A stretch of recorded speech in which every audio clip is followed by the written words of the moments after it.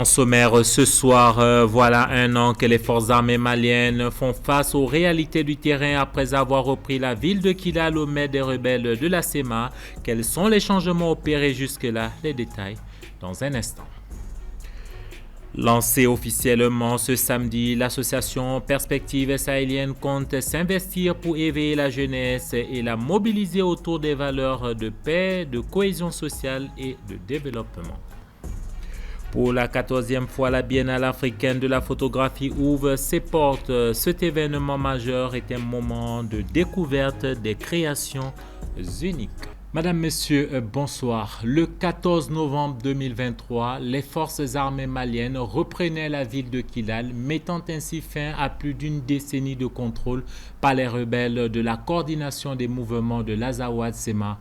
Pour rappel, cette reconquête s'est déroulée alors que les forces internationales telles que la mission Barkhane et la MINUSMA se retiraient progressivement, laissant les FAMA seuls responsables de la sécurité. Retour sur cette victoire.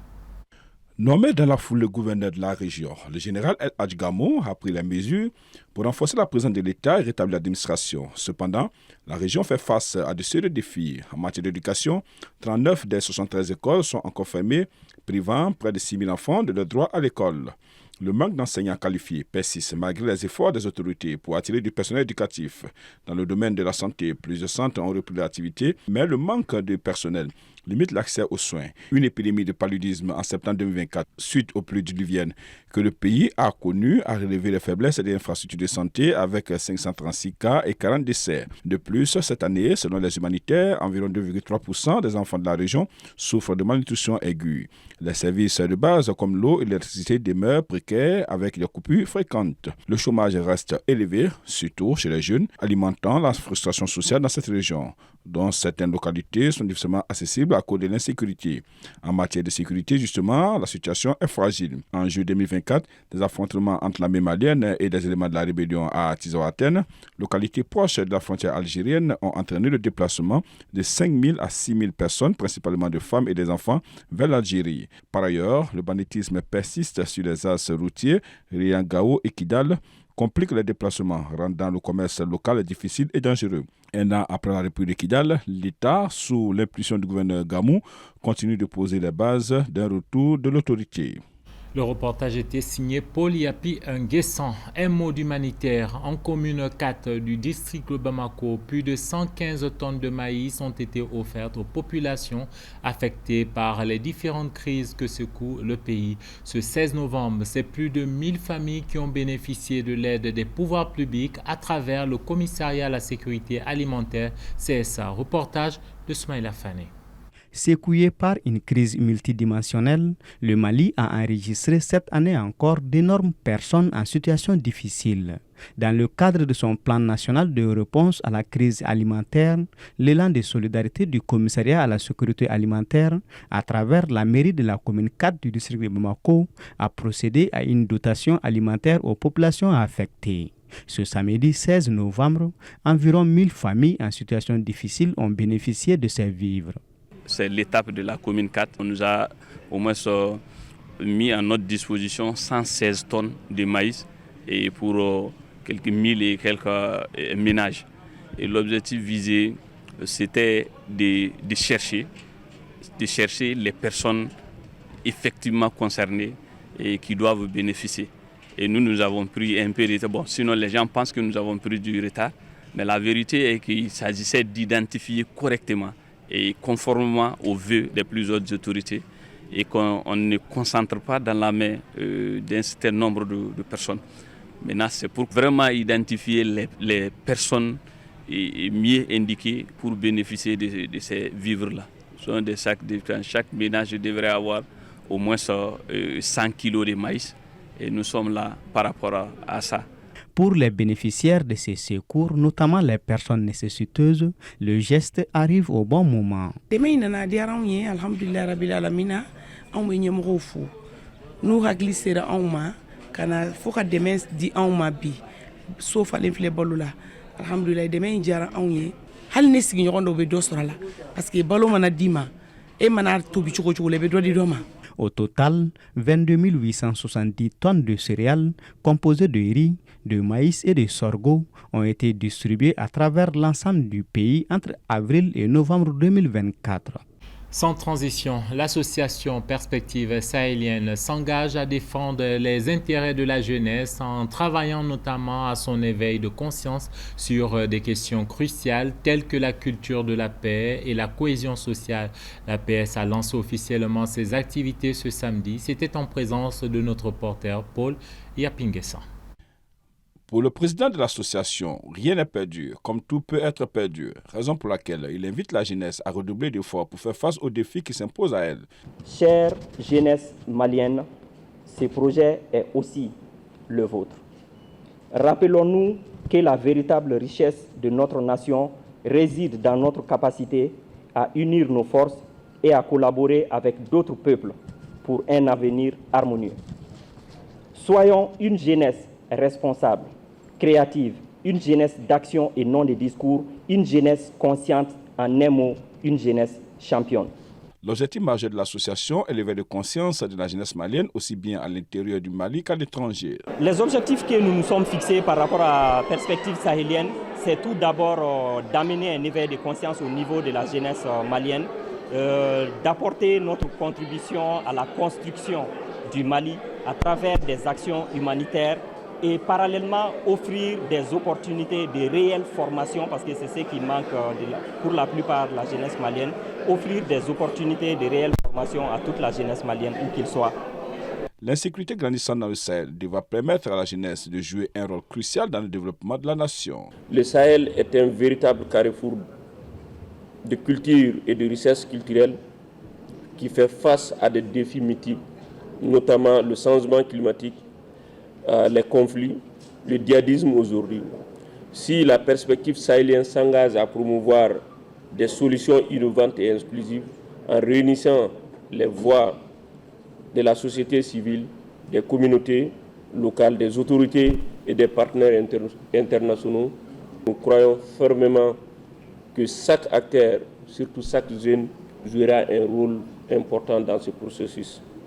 Les actions posées par l'association Perspective sahélienne suscitent un changement de paradigme institutionnel, économique, social, politique et socio-culturel en plaçant la jeunesse au cœur de l'action et non comme un simple groupe bénéficiaire. Je vous propose un tour d'horizon de l'actualité hors de nos frontières, condensé et lu par Assetoumani Koulibaly.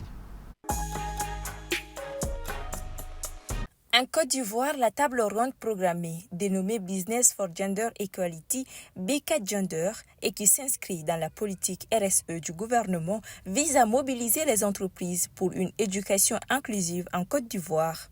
Cet événement réunira des acteurs du secteur privé souciés de leur responsabilité sociétale, des ONG, des institutions publiques.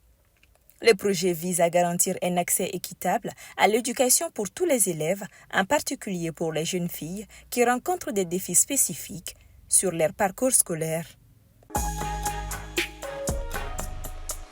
Le Bureau national des statistiques du Nigeria, NBS, a déclaré dans son rapport mensuel sur l'indice des prix à la consommation qui mesure l'inflation que les chiffres d'inflation pour octobre étaient de 1,18%, supérieur au taux d'inflation global de septembre 2024 de 32,70%, soit un taux global d'inflation du mois d'octobre à 38,88%.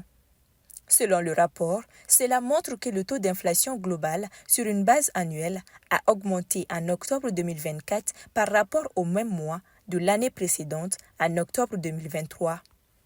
En outre, sur une base mensuelle, le taux d'inflation global en octobre 2024 était de 2,64%, soit 0,12% de plus que le taux enregistré en septembre 2024 avec 2,52%.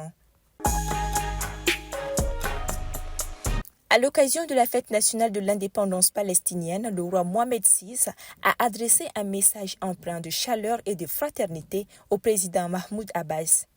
Le souverain y a exprimé ses vœux sincères de santé et de prospérité tout en saluant les liens solides et la coopération fructueuse qui unissent le royaume du Maroc et la Palestine. Dans son message, le roi a exprimé sa fierté des relations historiques entre les deux peuples, réitérant le soutien constant du Maroc aux aspirations légitimes du peuple palestinien. Il a particulièrement souligné son attachement au droit des Palestiniens à établir un État indépendant, souverain et viable, avec Jérusalem-Est pour capitale, conformément aux résolutions du droit international. Comme annoncé en titre, les rencontres de Bamako, également connues sous le nom de Biennale africaine de la photographie, a débuté ce samedi 16 dans la capitale.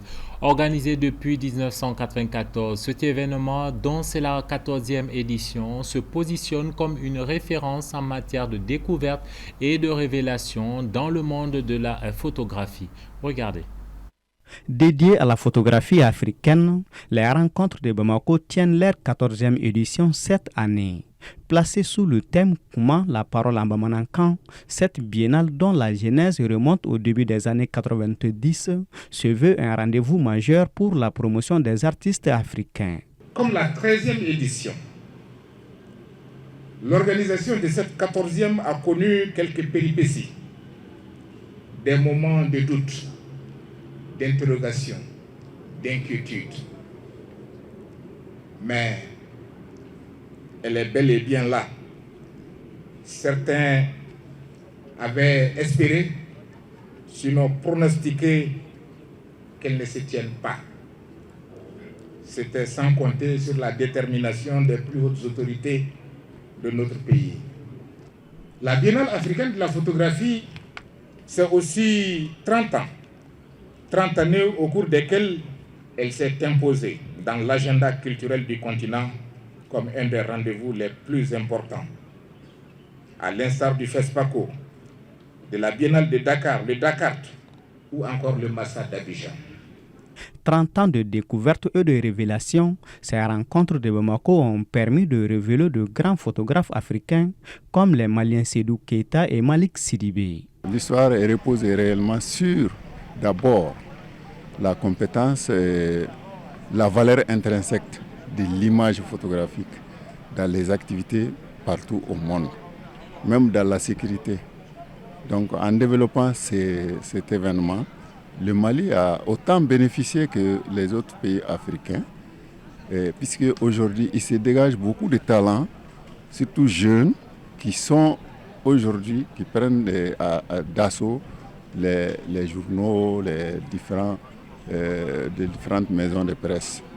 Donc nous sommes aujourd'hui à la phase de l'institutionnalisation de cet événement au Mali. Plus de 80 photographes sont présents à cette 14e édition qui se tient sur plusieurs sites, notamment symboliques comme le Musée national, le Musée du district ou encore le Palais de la culture Amadou Hampâté-Bâ. C'était l'essentiel de l'actualité qui a retenu notre attention pour ce 1945. Madame, Monsieur, merci de votre fidélité un peu partout au Mali et hors de nos frontières, particulièrement au Mozambique.